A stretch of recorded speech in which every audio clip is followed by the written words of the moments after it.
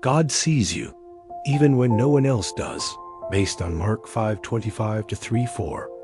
Hello, uncles, aunts, brothers, and sisters. Maybe it's late. Maybe you're lying in bed, eyes closed, but your thoughts are still moving. You've tried to sleep, but something in your heart is still restless. Let's pause. Not to solve anything tonight, but just to rest. To rest in God's presence. To breathe. To be still. To feel safe. In the Bible, there was a woman. She had been bleeding for 12 years. No doctor could help. She spent all her money. She wasn't allowed in the temple. She was considered unclean, and no one noticed her. But Jesus saw her. She didn't ask for attention. She didn't speak up. She simply thought, if I can just touch his clothes, I will be healed. She reached out. She touched. And instantly, she was healed. But Jesus stopped. And he said, "Who touched me?" The crowd was pressing all around him, but he still noticed. Because someone had reached out in faith. And when the woman came forward, trembling, Jesus didn't scold her. He smiled and said, "Daughter, your faith has healed you. Go in peace." He called her daughter, not unclean, not woman, but daughter. Tonight, even if no one remembers your name, even if you feel invisible, even if you don't know how to pray, God still sees you, and he still calls you daughter, son, my beloved. Now you can close your eyes. You don't have to try anymore. You are seen. You are loved. You are safe in his presence. He will not let your foot slip. He who watches over you will not slumber. Psalm 121:3-4. Sleep now. You're in good hands. He is watching over you. When you have nitrogen monoxide strength left to pray, based on 1 Kings 19:1-8, dear uncles, aunts, brothers, and sisters, have you ever felt so tired that even praying felt like too much? Maybe you opened your mouth, but the words wouldn't come. Maybe you tried to whisper, but your soul was too weary. There was a prophet once, Elijah. He had just done great things for God. He had seen fire fall from heaven. He had called people back to faith. But then, fear came. Queen Jezebel threatened him, and Elijah ran. He fled into the wilderness. Alone, and under a tree, he collapsed and prayed, "Lord, I've had enough. Take my life. I can't do this anymore." Elijah, a mighty prophet, wanted to give up. He had no strength left to fight or to pray. And what did God do? He didn't scold him. He didn't demand faith. He sent an angel. The angel touched him and said, "Get up and eat." Elijah opened his eyes, and beside him was bread baked over hot coals and a jar of water. No lecture, just food and rest. Elijah slept again, and the angel came back. "Get up and eat. The journey is too much for you." Dear listener, if tonight the journey has been too much, if you're too tired to pray, if your soul feels heavy and dry, God understands. He's not angry. He's not disappointed. He sends rest. He sends presence. He whispers, "You don't have to fight tonight. Just eat. Just rest. Let me carry you." He makes me lie down in green pastures. He leads me beside quiet waters. He restores my soul. Psalm 23:2-3. Breathe now. Let your body soften. Let your thoughts slow. Let your heart unclench.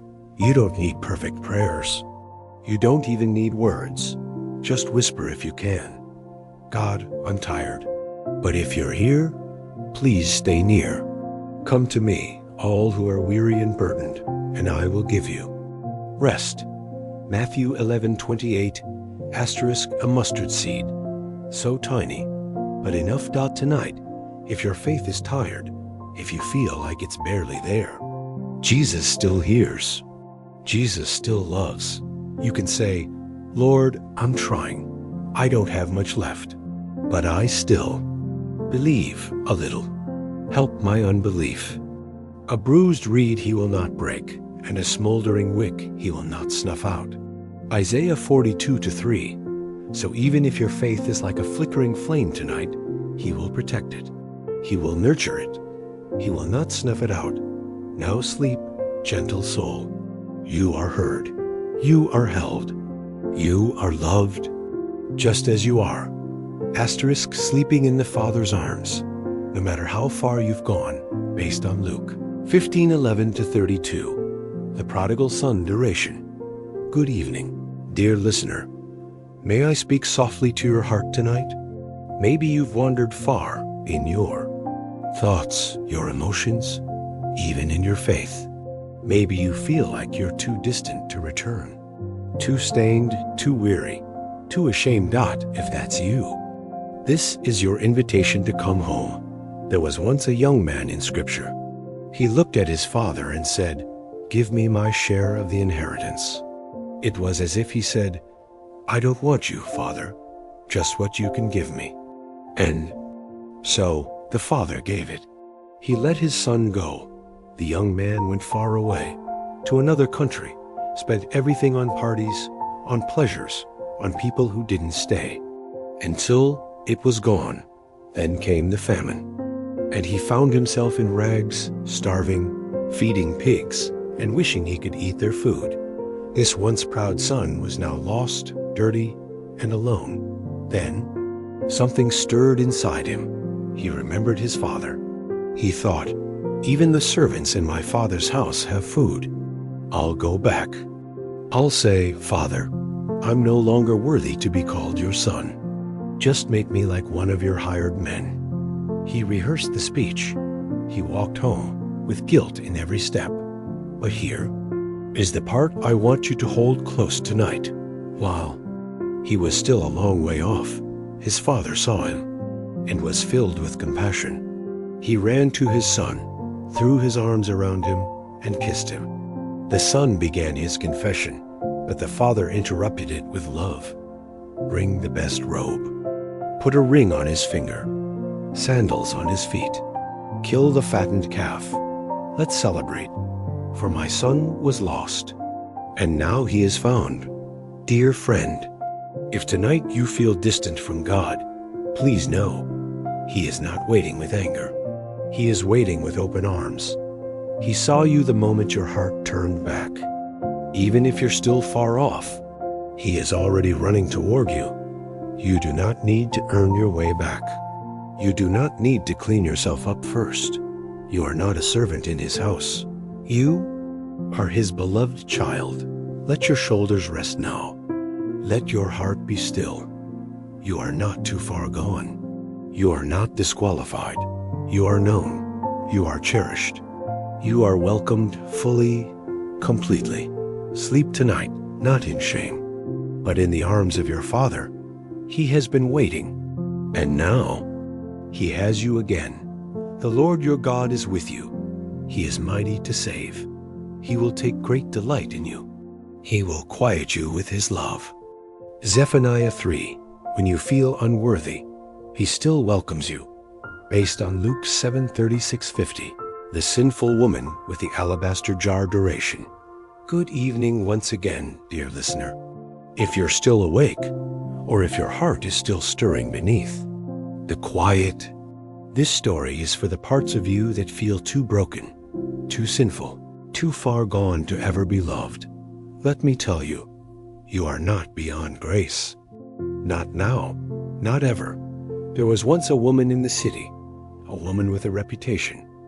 People whispered when she passed by. They crossed the street.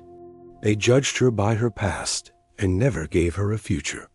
But one day, she heard that Jesus was dining at the house of a religious leader named Simon. She didn't wait for an invitation. She didn't knock. She came, trembling, fragile, yet determined, carrying nothing but an alabaster jar and the weight of her own shame. The room fell silent when she entered, but she wasn't looking at anyone else. She had eyes only. For Jesus. She stood behind him, weeping. Not polite tears, but the kind that erupt from years of regret. Her tears fell onto his feet. She knelt, wiped them with her hair, and anointed his feet with perfume. No words, just love, just broken worship. Simon, the host, was offended. He thought to himself, if this man were truly a prophet, he would know what kind of woman is touching him. But Jesus knew Simon's thoughts, and he also knew her heart. He told Simon a parable about two people who owed money. One owed little, the other a great debt. Both were forgiven. Who do you think will love more? He asked. Simon answered, the one who is forgiven more. Jesus turned to the woman and said words that history has never forgotten. Do you see this woman? I came into your house, and you gave me no water for my feet, but she has washed my feet with her tears. You gave me no kiss, but she has not stopped kissing my feet. You did not anoint my head, but she poured perfume on me. Therefore, I tell you, her many sins have been forgiven, as her great love has shown. But whoever has been forgiven little, loves little. Then he turned to her and said, your sins are forgiven. Your faith has saved you. Go in peace, dear soul. If tonight you carry shame, if your past echoes louder than grace, if religion has made you feel unclean or unworthy, hear this clearly. Jesus is not offended by your tears. He is moved by them. He is not repulsed by your past. He is drawn to your honesty. He does not need your perfection. He desires your heart. Come to him tonight, as you are. You don't need to say the perfect words. You don't need to fix anything. Bring your tears, bring your silence, bring your weariness, and he will whisper back, you are forgiven. Your faith is enough. Go in peace. So breathe now. Let the shame fall away like dust. Let the past no longer speak over your future. You are not disqualified. He sees you. He knows what you've done, and still, he stays. Sleep now. You are safe in his grace. You are at his feet, and he is not pushing you away. He calls you beloved. There is therefore now no condemnation for those who are in Christ Jesus. Romans 8:1. When everyone walks away, God stays, based on 2 Timothy 4:16-17. The story of Job and God's abiding presence. Duration. Good evening again. Dear listener, if you're still awake, or if your soul is still stirring in the quiet, I want to speak to the part of you that has felt abandoned, not by accident, but by people, maybe by friends, maybe even by family, and maybe in the silence you've wondered, has God walked away too? There was a man named Paul, the apostle, the teacher, the missionary, who had preached the gospel across cities and continents. And yet, toward the end of his life, he found himself in prison, on trial, alone. In one of his last letters to Timothy, Paul wrote, at my first defense, no one came to my support, but everyone deserted me. May it not be held against them. 2 Timothy 4:16. Everyone left. But listen to what he wrote next. But the Lord stood at my side and gave me strength when no one else came. God did. There was another man, long before Paul, a man named Job, a man who lost his family, his wealth, his health, his friends. Even his wife said, curse God and die. But Job didn't. He argued. He wrestled. He wept. But he didn't walk away. And in the end, God spoke. Not with quick fixes, but with presence.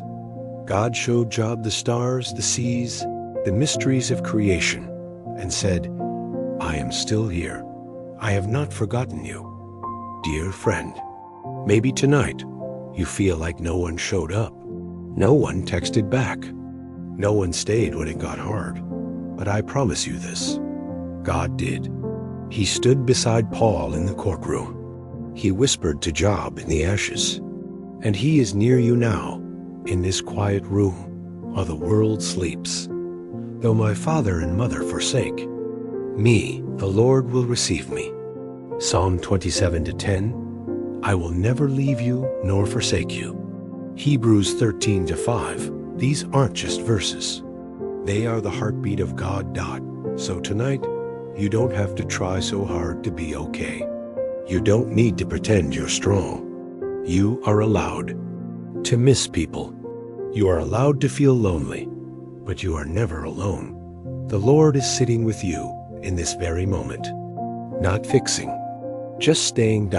He is the friend who doesn't leave when it gets dark. He is the Father who stays when everyone else forgets. Let yourself rest in that truth.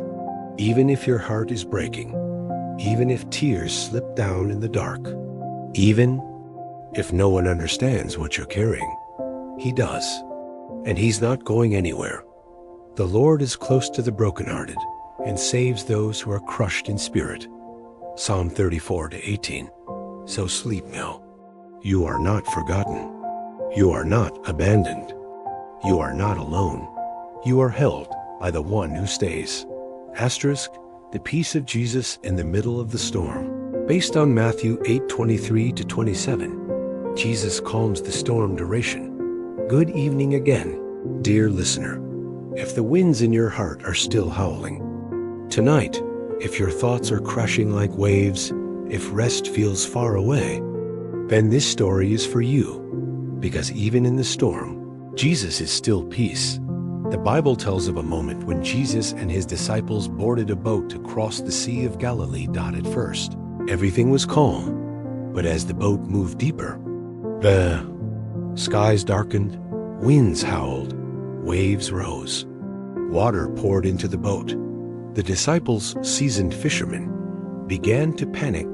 They had faced storms before, but this one felt different. And Jesus, he was asleep, resting, at peace in the middle of chaos.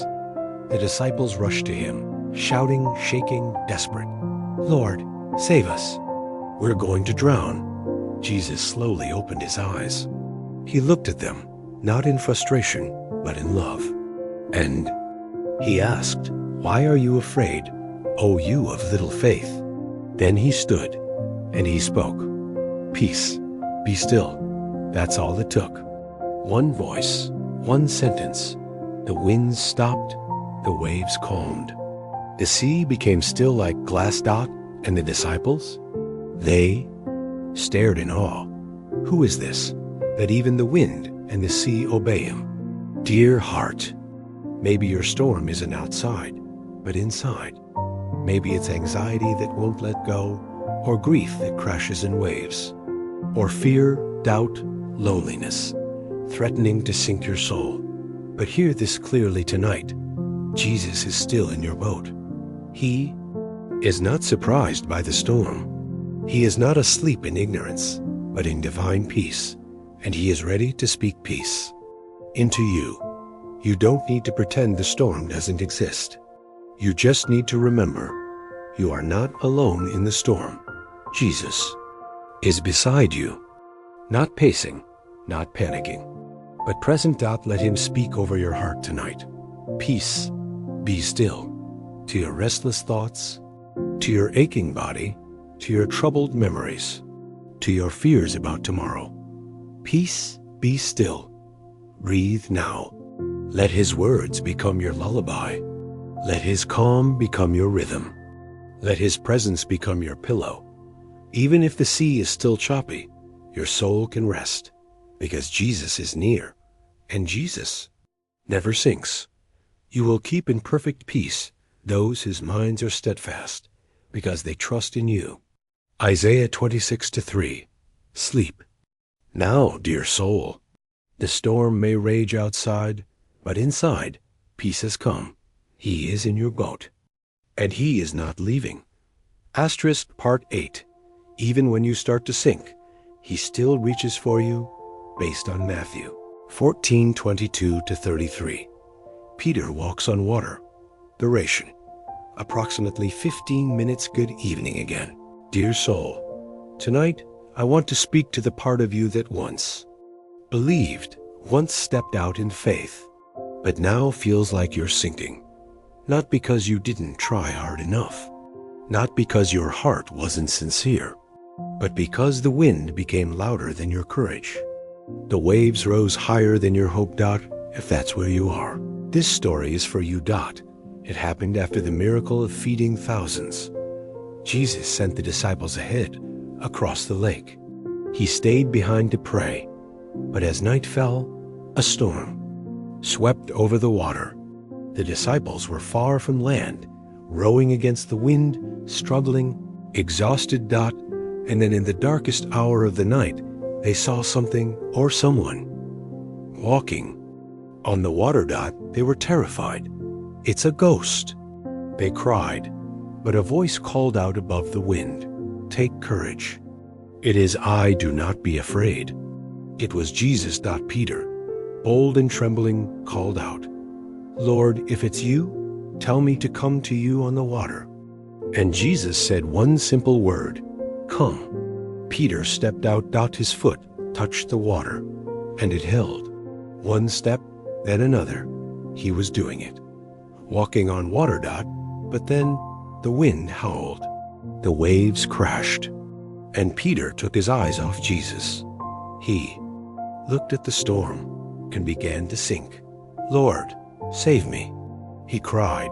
And immediately, not after a delay, not with hesitation, immediately, Jesus reached out his hand and caught him. Then he said, "You of little faith, why did you doubt?" They climbed into the boat together, and the wind died down. Dear heart, maybe you stepped out too. Maybe you dared to believe, to start again, to trust again, to walk in faith. But somewhere along the way, the storm grew louder. The fear crept in, and you began to sink.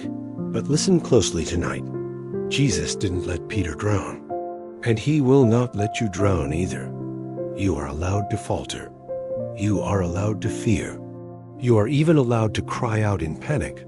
What matters is that you cry out to him, "Lord, save me." And he will. Not when you're strong, not when you're flawless, but when you're sinking. Especially when you're sinking. So rest now, dear soul. The storm may still be there, but his hand is closer than your fear. His grip is stronger than your doubt. He is reaching for you tonight, even now, as you listen in the dark. Let him hold you. Let him lift you. Let his voice calm your chaos. Do not be afraid, for I have redeemed you. I have called you by name. You are mine. When you pass through the waters, I will be with you. Isaiah 43, 1-2.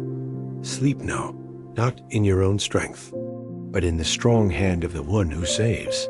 You are not drowning. You are held. Even in the dark, I see your tears.